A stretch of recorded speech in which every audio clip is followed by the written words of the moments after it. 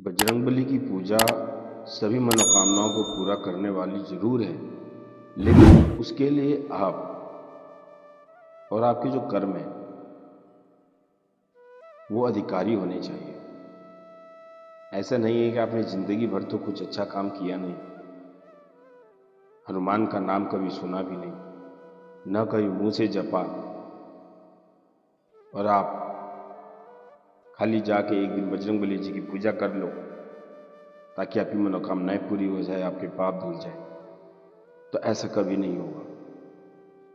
सुंदरकांड में भगवान हनुमान ऐसी भूमिका में है जहां सुंदरकांड का पाठ बड़ा ही लाभदायक और दुखों को दूर करने वाला है।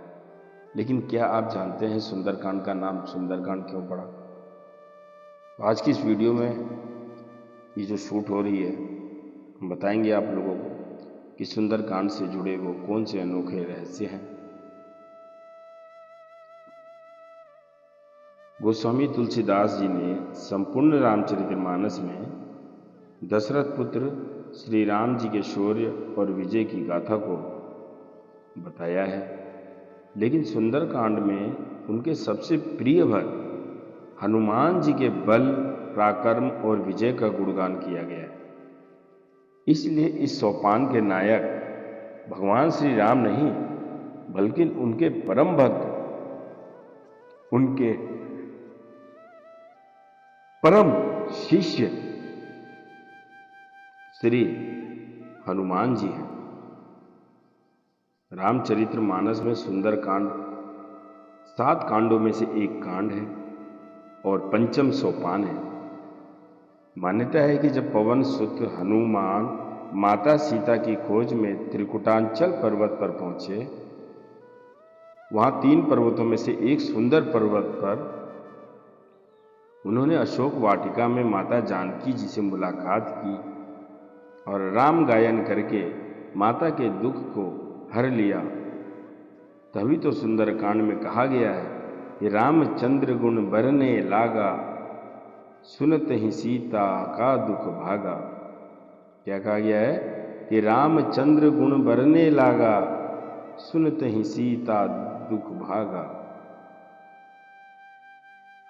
यानी वाटिका में राम भक्त हनुमान ने माता सीता को श्री रामचंद्र जी के गुण का जब वर्णन किया तो उसको सुनते ही माता सीता जी का जो दुख था वो दूर हो गया।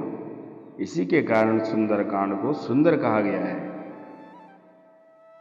हम बता दें, सुंदरकांड में ही अंजनी पुत्र श्री राम को पहली बार अपने हृदय में वास करते हैं, जिसके कारण भी इसका नाम सुंदर हुआ है।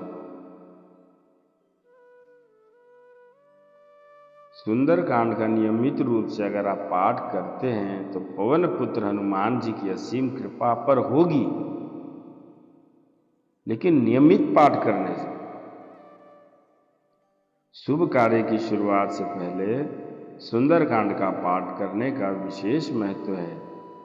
जीवन में परेशानियां बढ़ने पर सुंदरकांड का पाठ फलदायी है। शनि और मंगल के प्रकोप से सुंदरकांड का पाठ बचाता है। आत्मविश्वास और इच्छा शक्ति बढ़ाने वाला है। सुंदरकांड के पाठ से बुद्धि और बल का विकास होता है। सुंदरकांड का पाठ करते समय ध्यान रखें कि सबसे पहले भगवान हनुमान जी के सामने दीपक जला लें और फिर भोग लगाएं। उसके बाद उनके इष्ट देव भगवान श्री राम का स्मरण करें, फिर पवन पुत्र को प्रणाम करके सुंदरकांड का पाठ शुरू करें। पाठ के आखिरी में आरती करना और प्रसाद का वितरण जरूर करना है। ऐसा लगातार यदि आप मंगलवार और शनिवार को करते हैं तो आपके जीवन में जो बाधाएं हैं, जो कष्ट हैं, वो स्वतः अपने आप ही इतनी छोटी हो जाएंगी कि आप उनसे पार पा जाएंगे। इसी कारण सुंदरकांड का पाठ करने का विशेष महत्व है, क्योंकि सुंदरकांड को हनुमान जी की सफलता के लिए याद किया जाता है। और कहते हैं, नासे रोग हरे सब पीरा, जपत निरंतर हनुमत वीरा, जो सुमिरे हनुमत वीरा। तो दोस्तों, आप लोग भी सुंदरकांड का पाठ किया करें, पढ़ा करें। स्वस्थ रहें, मस्त रहें। जय श्री राम।